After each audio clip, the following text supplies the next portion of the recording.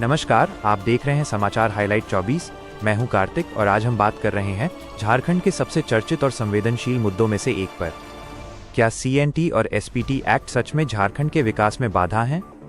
या फिर ये कानून आदिवासियों और स्थानीय लोगों की जमीन और पहचान की सुरक्षा के लिए जरूरी ढाल हैं?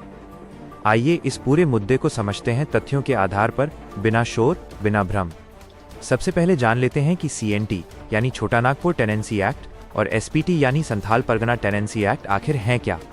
ये दोनों कानून ब्रिटिश काल में बनाए गए थे, जिनका मुख्य उद्देश्य आदिवासी समुदाय की जमीन को बाहरी कब्जे और अवैध खरीद फरोख्त से बचाना था। झारखंड जैसे राज्य में, जहां जमीन केवल संपत्ति नहीं बल्कि पहचान, संस्कृति और अस्तित्व से जुड़ी है, इन कानूनों की अहमियत और भी बढ़ जाती है। समर्थकों का कहना है कि ये एक्ट आदिवासी समाज के लिए सुरक्षा कवच का काम करते हैं। इनके जरिए ये सुनिश्चित किया जाता है कि जमीन का हस्तांतरण नियंत्रित रहे और स्थानीय समुदायों के अधिकार सुरक्षित रहें।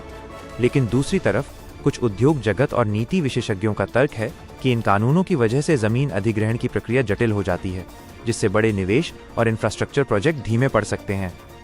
इसी आधार पर यह नैरेटिव सामने आता है कि CNT-SPT एक्ट विकास की राह में बाधा हैं। अब सवाल उठता है, क्या विकास और संरक्षण साथ साथ चल सकते हैं? विशेषज्ञों का मानना है कि जवाब है हाँ, बिल्कुल। जरूरत है सही नीति, पारदर्शिता और स्थानीय समुदाय की भागीदारी की। अगर विकास योजनाएं स्थानीय हितों को ध्यान में रखकर बनाई जाए, उचित मुआवजा, पुनर्वास और रोजगार सुनिश्चित किया जाए तो उद्योग और आदिवासी अधिकारों के बीच संतुलन संभव है। झारखंड के संदर्भ में जल, जंगल, जमीन केवल नारा नहीं बल्कि सामाजिक और आर्थिक ढांचे की नींव है। इसलिए किसी भी विकास मॉडल में स्थानीय लोगों का विश्वास और सहभागिता सबसे महत्वपूर्ण तत्व माना जाता है। राजनीतिक और सामाजिक स्तर पर भी ये बहस लगातार जारी है। एक पक्ष तेज आर्थिक विकास की बात करता है, जबकि दूसरा पक्ष सांस्कृतिक और भूमि अधिकारों की रक्षा को प्राथमिकता देता है। सच्चाई शायद इन दोनों के बीच संतुलन में छिपी है। तो निष्कर्ष ये निकलता है कि CNT-SPT एक्ट को केवल विकास विरोधी या विकास समर्थक कह देना पर्याप्त नहीं है।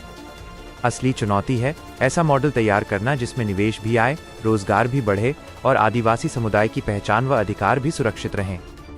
अब सवाल आपसे, क्या आपको लगता है कि झारखंड में विकास और परंपरा के बीच संतुलन संभव है?